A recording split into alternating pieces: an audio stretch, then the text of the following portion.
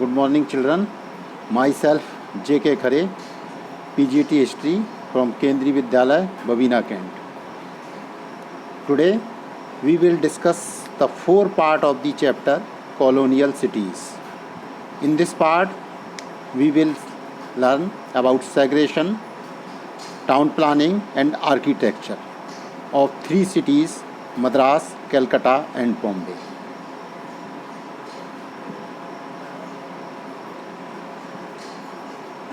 This is the picture of Fort Saint George. ये अंग्रेज़ों ने बनवाया था। ये आपका मद्रास में है। सेटलमेंट एंड सेग्रेगेशन इन मद्रास, यानी मद्रास में पृथक्करण किया था और बस्तियां बसाई थी अंग्रेज़ों ने, उनको बना। तो उसके लिए अंग्रेज़ों ने सबसे पहले किया Fort Saint George was built. ये फोर्ट सेंट जॉर्ज जो था वो एक किला था जो अंग्रेज़ों ने बनवाया था। यूरोपियंस लिव्ड देयर, इस किले में यूरोपियंस लोग रहते थे। Black towns developed outside the fort, जो किले के बाहर काले नगर बसाए गए थे। ब्लैक टाउन जिनको आपने तीसरे पार्ट में पढ़ा था, तो वो काले नगर जो थे वो किले के बाहर बनाए गए थे। किले यानी काले नगरों के लोग इन यहाँ काम करने आते थे। इन लोगों इन वाइट टाउन्स में या इस फोर्ट में काले लोगों के काम करने की ज़रूरत थी, लेकिन उन लोगों को यहाँ रहने की इजाज़त नहीं थी। वो रहते किले के बाहर थे। बस ब्लैक टाउन जो थे वो उस किले के बाहर बनाए गए थे। डिफरेंट कम्युनिटीज़ लिव्ड देयर, वहाँ पर डिफरेंट कम्युनिटीज़ रहती थी।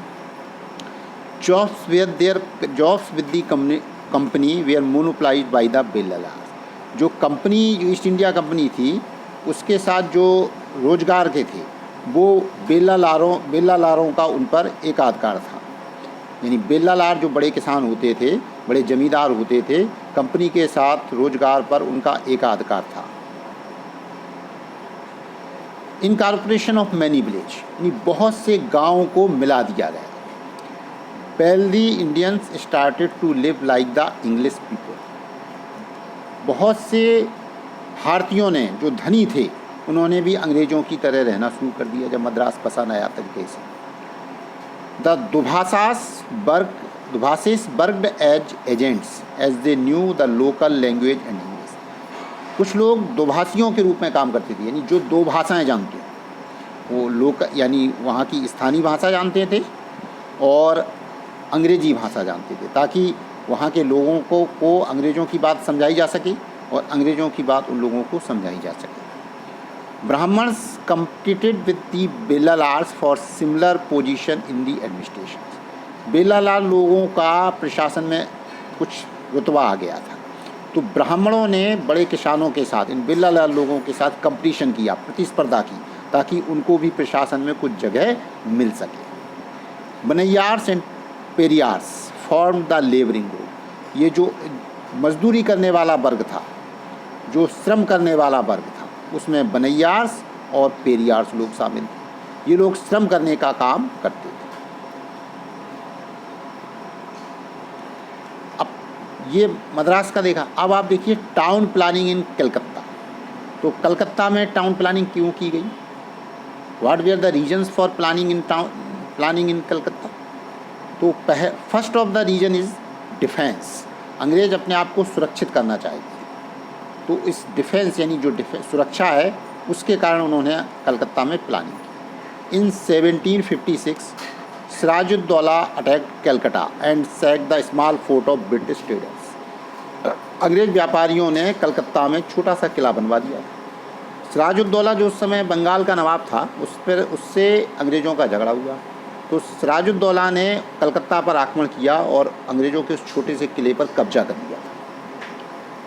उस एक ब्लैक होल घटना अंग्रेज़ों की ज़माने की आती है, उसके बारे में संक्षेप में ये है कि उसने बहुत सारे अंग्रेज़ों को बंदी बना लिया था और एक काल कोठरी में बंद कर दिया था। उसमें कहते हैं बहुत कम लोग जिंदा बचे थे और सारे लोग मर गए थे। तो अंग्रेज़ जो है सुरक्षा चाहते थे। इसके बाद अगला कारण जो है टू कीप यूरोपियन सेफ। अंग्रेज़ जो है अपने आप को, यूरोपियन लोगों को, जिन्हें वो भारतीयों से श्रेष्ठ मानते थे, उनको सुरक्षित रखना चाहते थे। Unhygienic conditions of Indian towns, अंग्रेज़ों के हिसाब से भारतीय बस्तियां जो थीं उनमें स्वास्थ्य की, सुरक्षा की सफाई की स्थिति अच्छी नहीं थी, गंदगी भरे भारतीय नगरों की स्थिति गंदगी से भरी हुई थी, यानी भारतीय नगर जो थे वो अव्यवस्थित थे, गंदगी से भरे हुए थे। तो वो उन्होंने इसलिए उस कलकत्ता की town planning to develop the city according to the need. इसके अलावा अंग्रेज़ जो थे वो अपनी ज़रूरत के हिसाब से शहर को बसाना चाहते थे, जिससे उनकी ज़रूरत पूरी हो सके, वो सुरक्षित रह सकें, उन्हें बीमारी किसी प्रकार से ना घेर सके, ठीक है, किसी भी आक्रमण के समय वो अपने आप को बचा सके। इसके अलावा टू डेवलप ओपन स्पेसेस, वो खुले स्थान विकसित करना चाहते थे जिनमें साफ़ सफाई की व्यवस्था हो, जहाँ वो खेल सकें, जहाँ वो मनोरंजन के साधन देख सकें, जहाँ पर जो ज़रूरत के हिसाब से कोई काम कर सकें। अब इन्होंने ऐसा क्यों, व्हाट दे डिड, किसके लिए क्या किया उन्होंने? तो अंग्रेज़ों ने टाउन प्लानिंग करने के लिए क्या किया? तो क्या किया, बिल्ट फोर्ट। सबसे पहले तो उन्होंने किले बनवाए। अराउंड फोर्ट ए मैदान वाज लेफ्ट, किले के चारों तरफ उन्होंने एक मैदान छोड़ दिया। किले के चारों तरफ उन्होंने एक मैदान छोड़ दिया। मैदान इसलिए छोड़ा ताकि किले के से मैदान से दूर लोग रहेंगे, तो जब तक मैदान में आएंगे तो उनको पता चल जाएगा। क्रिएशन ऑफ ओपन स्पेस, उन्होंने खुले मैदान बनाए ताकि दूसरे लोगों को पर नज़र रखी जा सके। बाजार, ghats and burial grounds were clear, जो छोटे छोटे बाजार थे जहाँ किले बनाए उसके आसपास, जो नदी किनारे के घाट थे, जो मरघट थे, शवगृह थे, उनको उन्होंने साफ कर दिया। तो उन्होंने कलकत्ता में fort William was built, Calcutta में एक किला बनवाया था जिसको कहते हैं फोर्ट विलियम, आज भी बड़ा फेमस है। इसके लिए अब कलकत्ता की नगर व्यवस्था बनाने के लिए, नगर का प्लानिंग करने के लिए, नियोजित तरीके से नगर को बसाने के लिए उन्होंने एक कमेटी बनाई थी, लॉटरी कमेटी वाज फॉर्म। एक कमेटी बनाई गई जिसको लॉटरी कमेटी कहा जाता है। अब इसको लॉटरी कमेटी क्यों कहते हैं वो सुनो। ये लॉटरी कमेटी जो है, इट वाज कंस्टिट्यूटेड इन 1870, 1817 में ये कमेटी बनाई गई। With the help of government town planning was to be done by lottery committee, सरकार की सहायता से कलकत्ता के नगर का विकास करने का काम लॉटरी कमेटी को सौंपा गया था। लॉटरी कमेटी को कलकत्ता नगर का विकास करना था सरकार की सहायता से। It collected funds by selling public lotteries. अब नगर का विकास करने के लिए पैसा कहाँ से आता? तो पैसा इकट्ठा करने के लिए ये कमेटी जो थी वो लॉटरी बेचती थी। So it is called lottery committee, इसीलिए इसको लॉटरी कमेटी कहा जाता है। The government did not provide funds for town plan, सरकार ने कलकत्ता के नगर को विकसित करने के लिए, नियोजित करने के लिए सरकार कोई पैसा नहीं देती थी, कोई आर्थिक संसाधन उपलब्ध नहीं कराती थी। तो ये कमेटी की मदद करते थे अधिकारी, लेकिन पैसा जो कलेक्ट करने का काम था वो कमेटी खुद करती थी। कमेटी कैसे करती थी? टिकट बेच कर करती थी, इसीलिए इसको लॉटरी कमेटी कहा जाता है। To raise the fund was the duty of public minded citizens. अब फंड कैसे आएगा? तो फंड प्राप्त करने की जिम्मेदारी, फंड जनता से प्राप्त करने की जिम्मेदारी जो थी वो पब्लिक माइंडेड सिटीजन्स, यानी जो जन सुविधा सोचने वाले लोग हैं, उनको सौंप दी गई थी कि आप जन सुविधा के, जो जन हित में काम करने वाले लोग होते हैं, उनके लिए उनको सौंप दी गई थी कि आप पैसा इकट्ठा करें। It commission the new map for Calcutta, इसने कलकत्ता का एक नया मैप बनवाया, नक्शा बनवाया, ताकि पूरे शहर की जानकारी जो है वो इकट्ठी की जा सके। It build roads in the Indian part of the city, जो शहर का भारतीय भाग था, यानी जिस भाग में भारतीय लोग रहते थे, उस भाग में इस कमेटी ने सड़कें बनवाई। It clear the river bank of encroachments, और नदी किनारे जो बस्तियां बसी हुई थी, जिन लोगों ने कब्जा कर रखा हुआ था, उसको, उन नदी किनारों को इस कमेटी ने साफ करवा दिया ताकि गंदगी ना फैले, शहर दिखे। It removed the many huts and displace the living poor.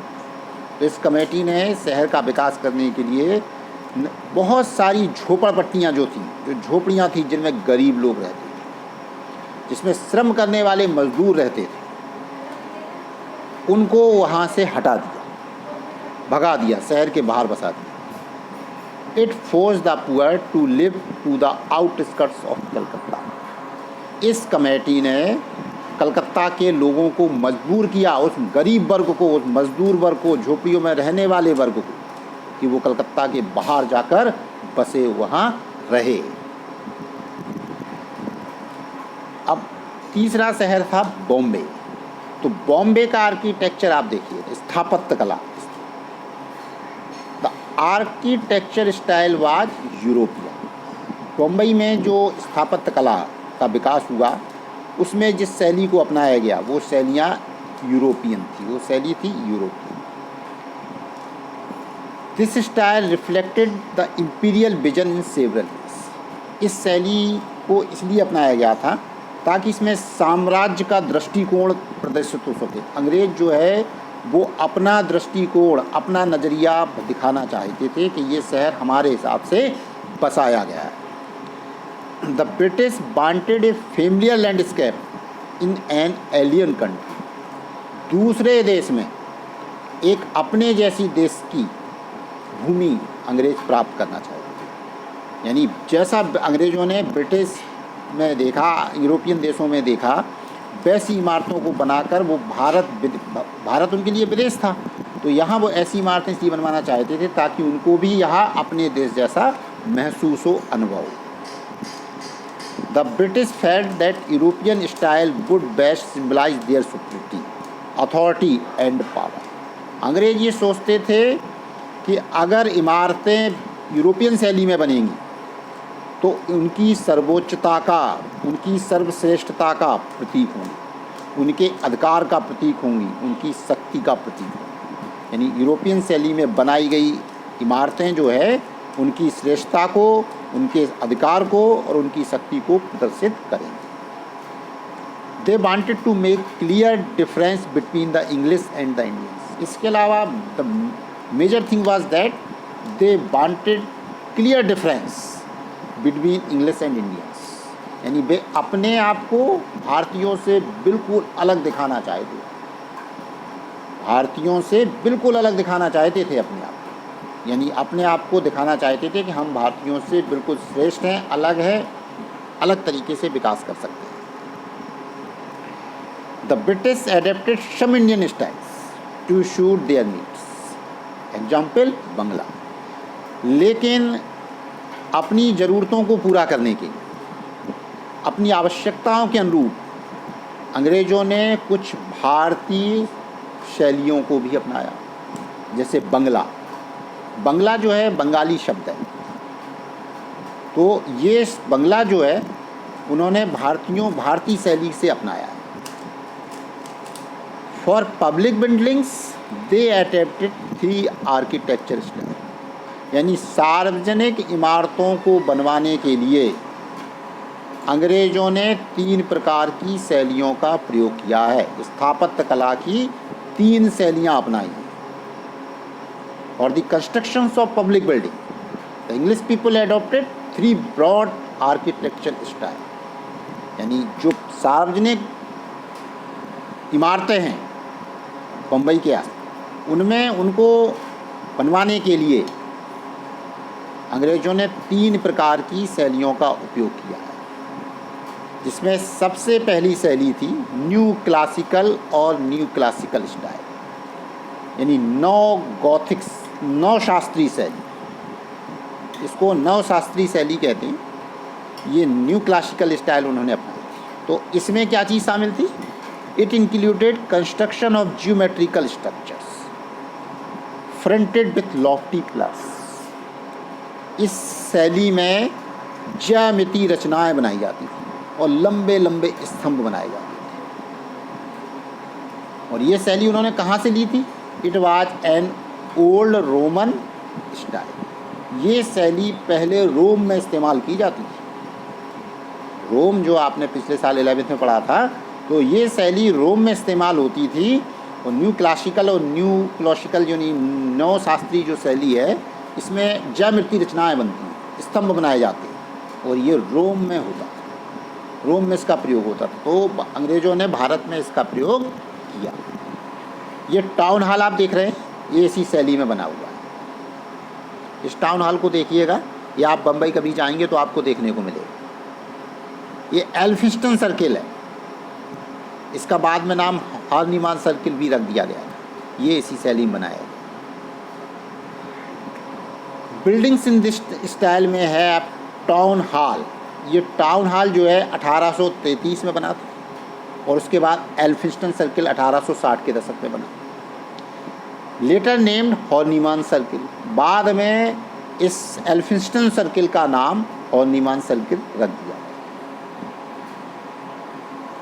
दूसरी जो शैली अंग्रेज़ों ने अपनाई भारत में, बम्बई में खास तौर पर, वो थी द न्यू गॉथिक स्टाइल, नव गॉथिक शैली। It included high pitched roof, pointed arches and detailed decoration. इस शैली में ऊंची नोकदार छतें थीं, पॉइंटेड आर्क, ऊंची छतें थीं, नुकीले एक मेहराब थे, और इसके अलावा इस शैली में सजावट बहुत की जाती थी। न्यू गॉथिक स्टाइल जो है उसमें ऊंची ऊंची छतें, हाई पिच्ड रूफ्स, ऊंची ऊंची छतें थीं, नुकीले मेहराब थे, और डिटेल डेकोरेशन एंड सजावट, विस्तृत रूप से सजावट की जाती। It was used in northern Europe during the medieval period. मध्यकाल के दौरान, मध्यकालीन युग में इस शैली का प्रयोग उत्तरी यूरोप में किया जाता है। तो जो न्यू शास्त्री थी वो उन्होंने कहाँ से ली थी? रोम से। और ये उन्होंने कहाँ से लिए? उत्तरी यूरोप से लिए, यूरोप से। It was revived in the mid 19th century in England. 19वीं शताब्दी के मध्य में इस शैली को इंग्लैंड में पुनर्जीवित किया गया। ये बाद में इसका बनाने की परंपरा कम हो गई थी, तो ये मृत हो गई थी एक तरीके से। तो अंग्रेज़ों ने इसको, इंग्लैंड में ये शैली जो थी वो 19वीं शताब्दी के मध्य में इसको पुनर्जीवित किया गया था, ताकि फिर से अपनाया गया। फिर अंग्रेज़ों जब भारत में थे तो उन्होंने इस शैली को भारत में अपनाया, बम्बई में से इमारतें बनवाई इसकी। अब यूनिवर्सिटी एंड सेक्रेटरीट, यानी जो बम्बई का विश्वविद्यालय है, वो बम्बई में जो सचिवालय है वो आपके इसी शैली में बनी। देखिए, आप कभी बम्बई घूमने जाएं तो आप लोग देख सकते हैं, एक तरफ यूनिवर्सिटी है, दूसरी तरफ ये सेक्रेटरीट है, सचिवालय है। हाई कोर्ट और Victoria terminus station. High court Bombay का जो है, और विक्टोरिया टर्मिनस स्टेशन बहुत फेमस है। बम्बई में जितनी गाड़ियाँ जाती हैं वो ज़्यादातर वहीं टर्मिनस इसलिए कहते हैं इसको कि यहाँ जाकर गाड़ियाँ समाप्त हो जाती हैं, उससे फिर लौटना शुरू करती है, उसके आगे और नहीं जाती हैं। ये हाई कोर्ट है, ये विक्टोरिया टर्मिनस स्टेशन। अब the secretariat, university of Bombay, high court and the Victoria terminus station, ये जो थी वो न्यू गॉथिक स्टाइल में बनी। तो ये 4 इमारतों के नाम बताए ये, ठीक है। अब आप देखिएगा तीसरी जो भारतीय शैली अंग्रेज़ों ने भारत में अपनाई, बम्बई में अपनाई, ये हम आर्किटेक्चर स्टाइल पढ़ रहे हैं बम्बई की। तो बम्बई में जो अपनाई वो थी Indo Saracenic style. It included domes, chhatris, jalis, arch.